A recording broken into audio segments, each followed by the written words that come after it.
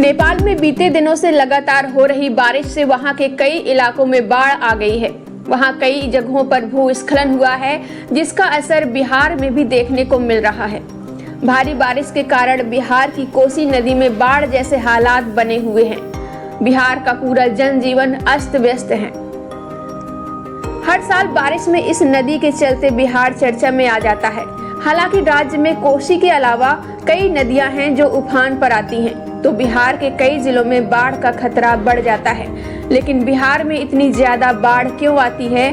बिहार की बाढ़ का कनेक्शन हर बार नेपाल से क्यों जुड़ता है? आइए जानते हैं। बिहार के जिन इलाकों से कोसी नदी गुजरती है, वहां की फसलें लहलहाती रहती हैं, क्योंकि जमीन खूब उपजाऊ है। तभी तो इसे मिथिला की लाइफ लाइन भी कहा जाता है। ये नदी शांत रहकर जितना लोगों को खुशहाल कर देती है, विनाशकारी बनकर उतना ही दर्द भी देती है। इस समय भी बिहार में कोसी, गंडक, बागमती नदी कहर बरपा रही हैं। कोसी नदी को बिहार का शोक नाम से भी जाना जाता है, क्योंकि ये अपने रौद्र रूप में आती है तो सब तबाह कर छोड़ती है। इसमें आने वाली बाढ़ से बिहार के लाखों लोगों को बेघर होना पड़ता है। नेपाल की 7 नदियां कोसी में मिलती हैं, जो बिहार में हर साल भारी बाढ़ लाकर तबाही मचाती हैं। बिहार आपदा विभाग के अनुसार ये भारत का सर्वाधिक बाढ़ ग्रस्त राज्य है, जहां कुल आबादी के 76% लोग बाढ़ आवृत्ति क्षेत्रों में निवास करते हैं। राज्य के कुल भौगोलिक क्षेत्र का 73% हिस्सा बाढ़ प्रभावित क्षेत्र में आता है। बिहार की बाढ़ का नेपाल कनेक्शन।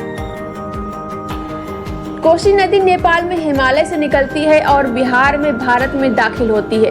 बिहार का मैदानी इलाका नेपाल से लगा हुआ है। नेपाल से कोसी, गंडक, बूढ़ी गंडक, कमला बलान, बागमती समेत कई नदियां बिहार में आकर बहती हैं। बिहार का पूर्वी चंपारण, पश्चिमी चंपारण, सीतामढ़ी, मधुबनी, सुपौल, अररिया और किशनगंज जिले नेपाल से लगे हुए हैं। जब भी नेपाल में भारी बारिश होती है तो इन सभी नदियों का पानी बिहार में आता है। जानकारों का ये मानना है कि नेपाल में जब तक कोसी नदी पर डैम नहीं बनेगा, तब तक बिहार बाढ़ की चपेट में आता रहेगा। बताया जाता है कि भारत और नेपाल के बीच इसे लेकर कई बार बातचीत भी हुई, लेकिन कोई फैसला नहीं हो पाया, क्योंकि नेपाल के लोग नहीं चाहते कि कोसी पर हाई डैम बने। उनका मानना है कि इससे पर्यावरण पर बुरा असर होगा और साथ ही नेपाल का बड़ा हिस्सा डूब जाएगा। वहीं बताया जाता है कि बिहार में बाढ़ आने का एक कारण फरक्का बैराज भी है। दरअसल गंगा और अन्य नदियों के साथ सिल्ट बहकर आता है, जिससे नदी के रास्ते में रुकावट आती है। पहले गाद पानी के साथ बह जाती थी, लेकिन तटबंधों और बैराज की वजह से ऐसा नहीं होता।